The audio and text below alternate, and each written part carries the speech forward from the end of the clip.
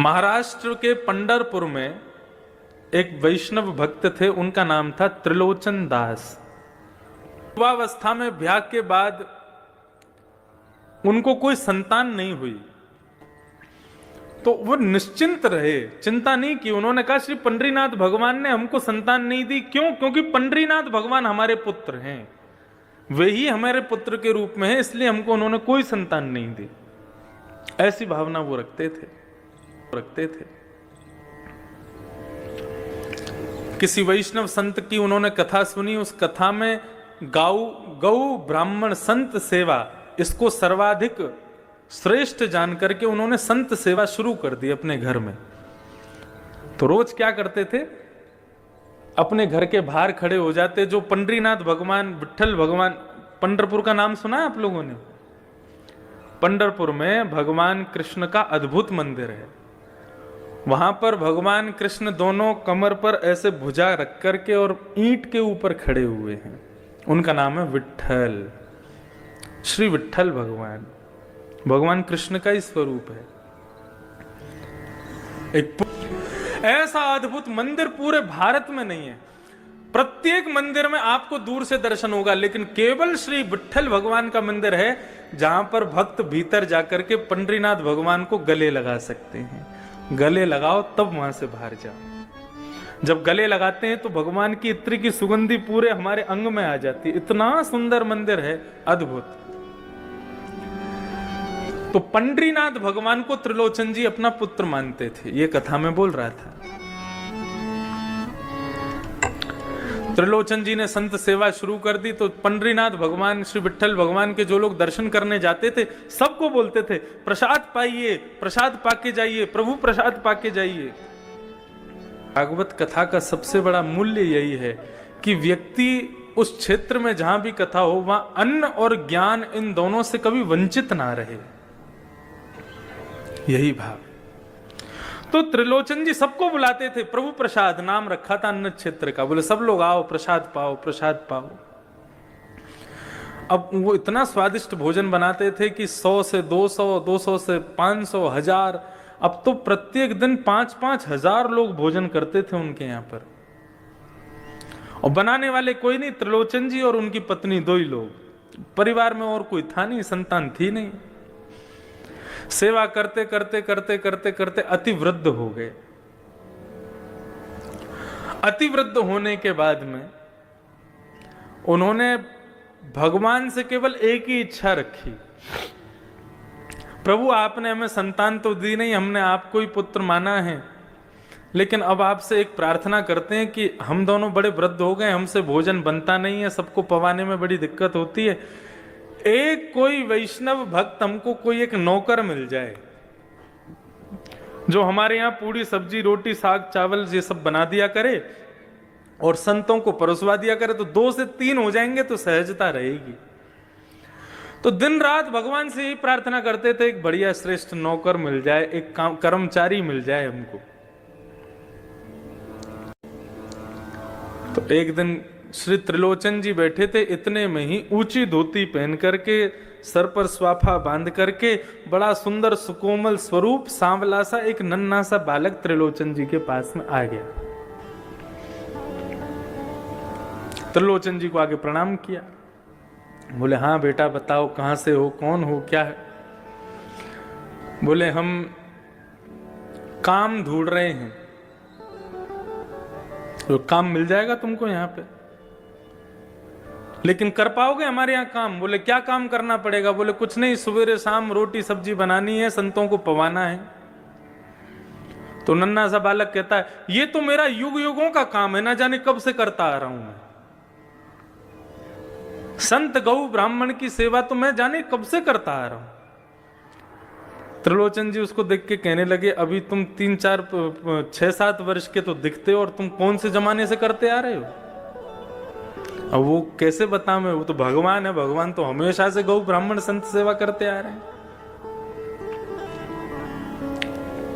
सेवा करते आ रहे हैं। त्रिलोचन जी हंसने लगे, बोले अच्छा नाम क्या है तुम्हारा? बोले मेरा नाम अंतर्यामी है। बोले वाह बड़ा बढ़िया नाम है। तुम्हारे माता पिता कौन है? बोले मेरे कोई माता पिता नहीं है। बोले अच्छा, हमारे यहां काम करोगे? बोले कर तो लूंगा, लेकिन शर्तें हैं मेरी। त्रिलोचन जी बोले क्या शर्तें हैं? बोले सबका भोजन मैं बनाऊंगा, लेकिन मेरा भोजन आपको बनाना पड़ेगा। सबके लिए भोजन मैं बना दूंगा, लेकिन मैं अपने हाथ का बना हुआ भोजन नहीं पाता। ठाकुर जी पूरे विश्व को अन्न प्रदान करते हैं, पूरे विश्व को दाल चावल रोटी सब्जी सब देते हैं, लेकिन ठाकुर जी का भोग हमको ही बना के रखना पड़ता है। ठाकुर जी बोले सबको हम पवा देंगे, लेकिन हमारा भोग आपको बनाना पड़ेगा।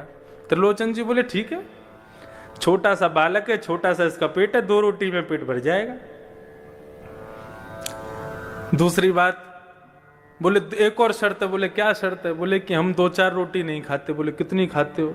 बोले 2 सेर आटे की रोटी खाएंगे हम।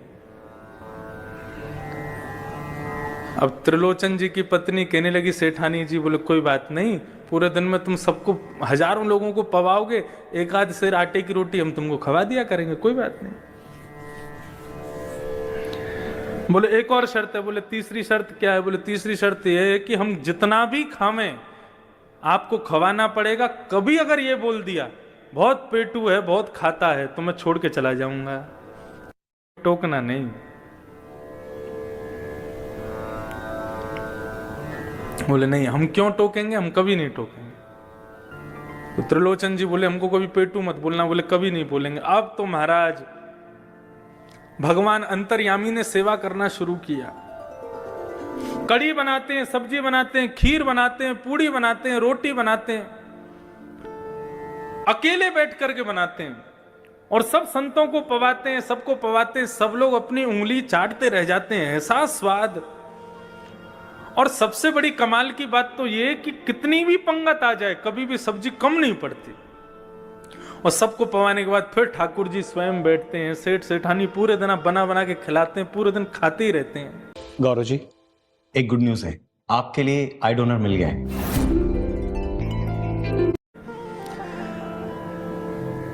रात्रि में अपना भोग आदि से निवृत्त होकर फिर मालिश करते हैं, तेल लेकर के त्रिलोचन जी के पैर दबाते हैं, हाथ दबाते हैं, शरीर की पूरी मालिश करते हैं। वर्षों से सेवा कर रहे अंतर्यामी भगवान, उनकी सेवा से त्रिलोचन जी की वृद्धता चली गई, बिल्कुल युवा जैसे दिखने लगे।